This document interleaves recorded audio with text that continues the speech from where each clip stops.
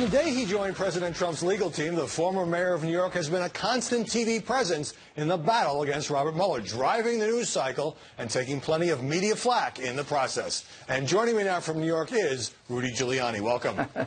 How are you, Howard? Doing well. We'll drill down on these issues in just a second. But first, since you've been on the case, how would you describe the overall media coverage of the Mueller investigation? Hysterical.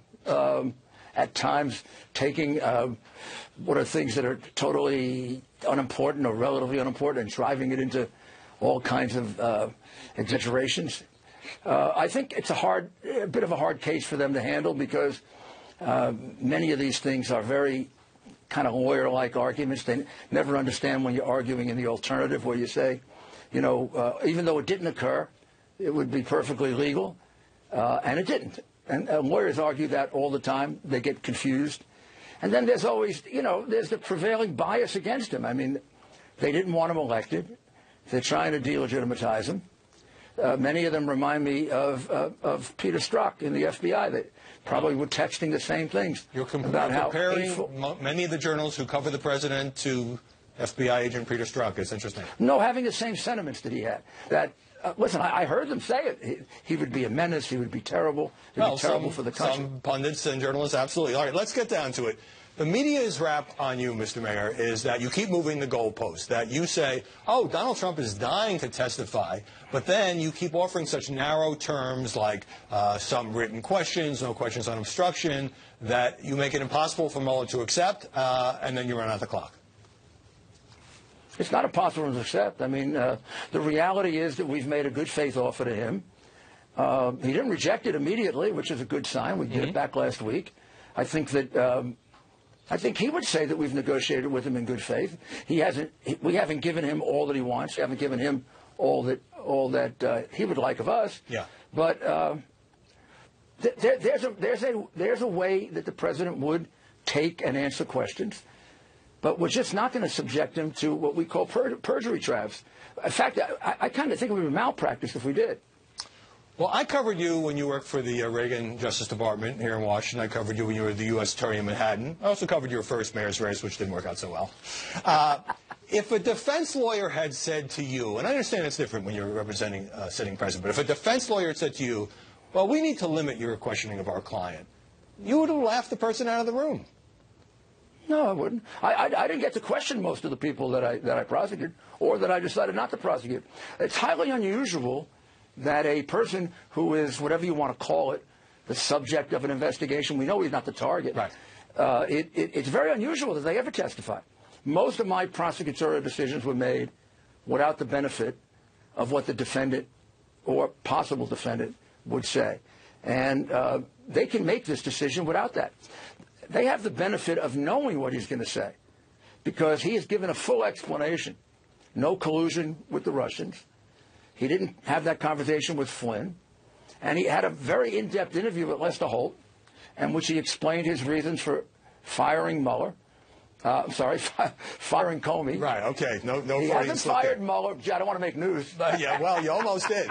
But let me ask you, I want to play something for you because you have been talking about a perjury trap that Mueller would allegedly set. You said this with Sean Hannity the other night. Here's some comments by New York Times reporter Nick Confessori. Roll it. What he said in that interview is that the president's story, if told to Mueller, would put him into perjury. Right. So what he's saying is the president's story is wrong. It's a lie. He just admitted it on national TV. So that's what the pundits are saying, that the president tells the truth. But Howie, let's examine that. I mean, I don't know if he's deliberately being like that or he's a complete moron.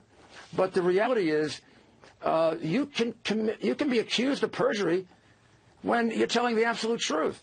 Let me give you an example for that idiot, which I attribute really to the malice of the New York Times. The president would testify, if asked, that the conversation about Flynn did not take place.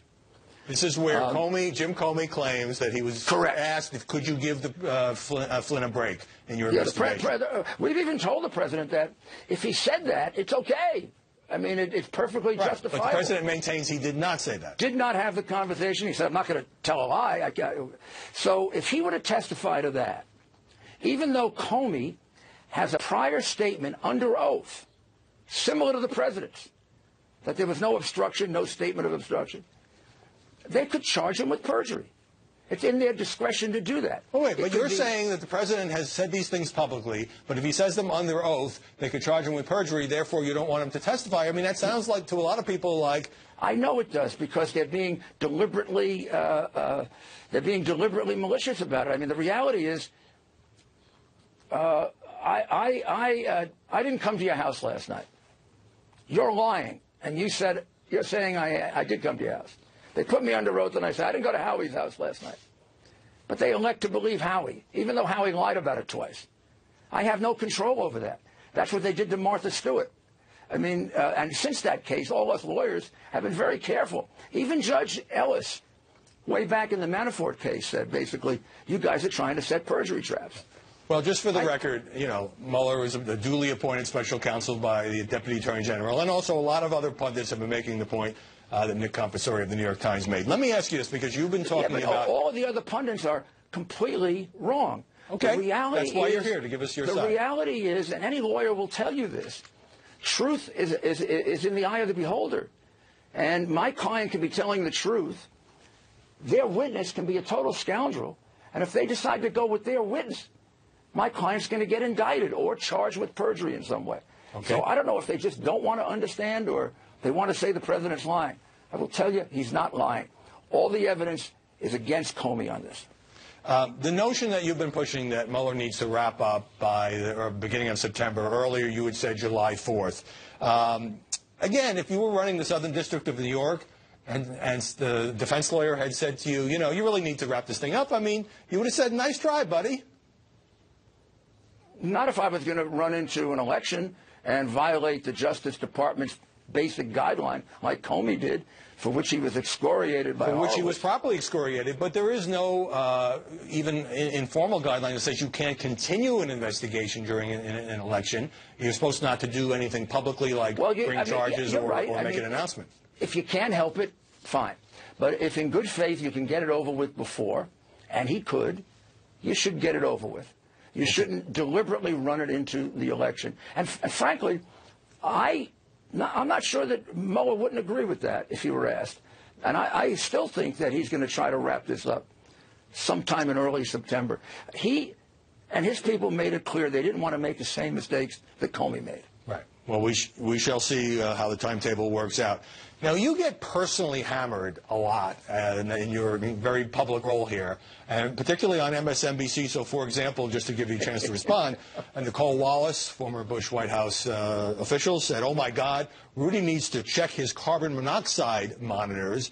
And Joe Scarborough, one-time Republican congressman, said, while criticizing some of your comments, his eyes are bulging while he's talking and he looks disoriented. Do you feel disoriented, Mr. Mayor?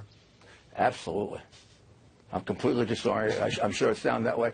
Is there something wrong? I mean, doesn't this give you an indication, Howie, of what you cover, of how completely disoriented the press is and how out of control they are, not only criticizing the president, but everybody around him? I don't know. You can disagree with me. I'm hardly disoriented. I know where I am. I know who I am. And I don't even think it's worth commenting, except for the fact that aren't they way out of control as journalists, accusing you of some kind of mental illness? Well, that's in the political coverage of Donald Trump as opposed to the coverage of the investigation. Hey, look, a lot of the coverage of President Trump is negative, but Mueller is running an investigation where there have been indictments and guilty pleas. So let me go ahead. But it's one thing to do that. It's another thing to say that a person's disoriented who's not. It's another thing to say that, they've said that about the president, right? All the time, Scarborough has said that. Scarborough's got some deep animus to the president. Well, all of MSNBC does. Let me ask you about the broader media indictment, again, for you to have a chance to respond. So initially, the president said he didn't know anything about any Stormy Daniels payment. Later, you disclosed that he had, in fact, reimbursed for the $130,000 payment. After that Trump Tower meeting with the Russian lawyer, the White House had said the president didn't personally dictate the first statement when that story came out. Now your team says he did. Jay Sekulow went on television and said he'd been given the wrong information. What journalists say is that it's like pulling teeth to get these admissions. Your response? When you consider the 1.4 million documents, the thousands of pieces of information, to have 2 or 3 that originally and initially were wrong is hardly anything but our wanting to try to get the facts as straight as possible. I mean, these are not unusual things in an investigation. Usually you get a chance to correct these things until you go on the record. And we haven't been on the record yet. And we're willing to stipulate for the special counsel on what the president would say. We've got it down to, I think now, something we're really comfortable with. All right, I got a few more questions, but we're coming up on a break, so let me ask you to stand by. More of Rudy Giuliani in just a moment. And later, Apple, Facebook, and other big tech companies banning Alex Jones. Are they booting him for political reasons or for his wild conspiracy theories?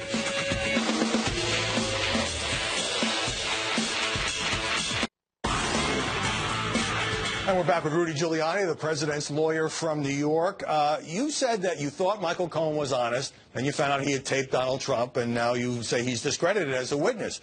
But you've put cooperating witnesses on the stand. For example, in the famous Mafia Commission trial, your office called Angelo Leonardo underboss of the Cleveland crime family. He was the highest-ranking mafia person ever to testify. So I'm not comparing the two, but it's not unusual in trials for somebody who has pleaded guilty to a crime to be used as a witness. It's not unusual, and it's not unusual to try and impeach them. And then it becomes a question of how bad is it and how clear is the impeachment. The reality is that on tape, Michael Cohen has said all the things that you would need to completely come to the conclusion that the president did nothing wrong. So anything he says now is going to have to contradict that. And, of course, we're going to utilize that because we believe he'll be doing it in order to basically sing for his supper. I mean, would Michael Cohen lie, a man who, as a lawyer, taped his own client, a man who taped a number of reporters, including Chris Cuomo, right, under circumstances that are really, really scurrilous. He took his phone, he made a big play of putting it in a drawer, locking it, telling Cuomo he wasn't being taped, and then taping him for 2 hours, and getting him to say personal things. Right.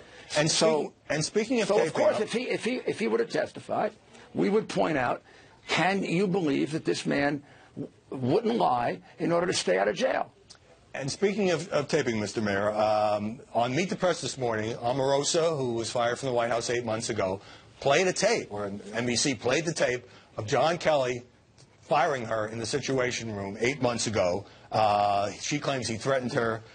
There are leaked stories that she also taped Donald Trump. What do you make of that? I don't know. I mean, that is not my. I'm not representing the president. Just on the taping part, I know you're not handling that case. I kind of think between John Kelly and Omarosa, I know them both well. I'd go with the general. I'd go with the Marine Corps general.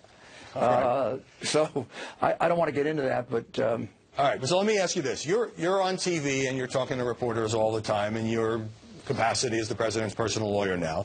Mueller, of course, says nothing. He doesn't go on TV, doesn't give interviews. Why have you decided to literally try this case in the court of public opinion? Is that a deliberate strategy on your part? Yeah, absolutely deliberate. I mean, that's where it's being tried. I mean, the reality is this is not a court case. President can't be indicted. They acknowledge that. That's not even an issue. So where does this get resolved? It ultimately gets resolved by, I guess, Congress at some point deciding they want to do something with this or not. Public opinion will be, as you know, very important. When I came into the case, public opinion was against us. And we got lucky, Jay and I, because a lot of bad things have happened to them since then. The Horowitz report, Peter Strzok, maybe some of the things coming out in the trial I don't want to mention right now, which we can talk about later. And now all this stuff with the phony dossier that Hillary paid for. But we've utilized that to try to show people what the president's been saying for some time. This is illegitimate. It's a witch hunt. And I think people are starting to believe it now. There was a poll last week that shows we've made about a 22% swing. Think of it this way. They're our jury. They're our grand jury. Well, I think if Mueller's poll numbers are going down, obviously the campaign that you and your colleagues have mounted has something to do with it. Rudy Giuliani, we really appreciate your coming on this Sunday. Hope you'll come back. And thank you very much for the opportunity, Howard. Thank you. Good to see you. Up next, our panel weighs in on that interview and the coverage of the Mueller probe, and later, Omarosa, as I mentioned, getting even after her White House firing with a tell-all book, but is it credible? Sean Spicer will be here.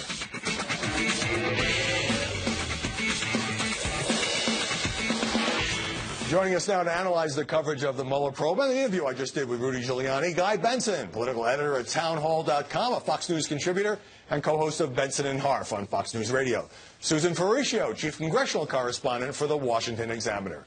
And Caprica Faro, a former Democratic senator in Ohio who teaches at American University. Susan, does the fact that Rudy Giuliani is constantly on the air, and we appreciate him coming on today, and Mueller runs a pretty closed shop, give the White House a big advantage in terms of media coverage? Well, he's on the air all the time, and he's always defending the president, and he's willing to get out there and go on, various networks to talk about his case. And I think he does a fairly good job. I know people say he's all over the map, and you today talked to him about whether he was, disoriented or incoherent. Well, wasn't my phrase. Right, but, he's accused of that. But, he's pretty articulate in defending the president, and he does point out the very important fact that there is some inherent media bias that's influencing a lot of the coverage. And he's getting that argument out there. And I think that he's making a very important argument on behalf of the president. Guy, what did you think of some of the terms that he used to describe journalists? I cited the New York Times report. He said he's a moron, and he talked about comparing journalists to Peter Strzok, which, of course, I took note of, and overall the points that he was making. Well, Rudy gives colorful interviews. There are not dull interviews with Rudy Giuliani, and I agree he's very accessible. Sometimes I think he gets himself into some trouble and contradicts himself. But has to walk it back. Right. So an example, just a few weeks ago, I was co-hosting Outnumbered on Fox News Channel, and I made a few points about an interview he had given earlier in the day. He called in live to the show, and we were on with 25 minutes straight with him. Not planned. Yeah. We blew out commercial breaks, and we had him for 25 consecutive minutes because he wanted to push back and get his message out there. I mean, he is definitely eager to go fisticuffs with the press. He was also on the radio on Friday. He and Jay Sekulow, two presidential lawyers, co-hosted Sean Hannity's radio show. Yeah, that was extraordinary. I had to do a double take when I saw that first reported. Hannity, look, we know that Hannity is very cozy with Team Trump. That's no secret. No one's trying to say otherwise. Having the Trump lawyer, legal team guest host your radio show is a new level of coziness, I guess. Unprecedented, maybe? Yeah, I was surprised by that. But hey, apparently they had a great time, and they were very funny, as the reviews. All right, they can take the act on the road. Capri, there are a lot of, as I mentioned, highly personal media attacks against Rudy Giuliani. Does that scuff up his reputation, or does it just divert arrows that otherwise would be aimed at President Trump? I think there's enough arrows to go around, as Mayor Giuliani actually did point out in your interview, that a lot of the same kind of criticism that has been thrown at Rudy Giuliani has also been thrown at President Trump. So I don't necessarily think that criticizing Rudy Giuliani for having some kind of mental incapacitation or whatever the media is framing is taking away from Donald Trump, but rather I think there is undoubtedly media bias surrounding the Mueller investigation, Rudy Giuliani, and President Trump, and I think it all plays into the same narrative. I think that's a fair amount of observation. I've got to get another break. We will see you all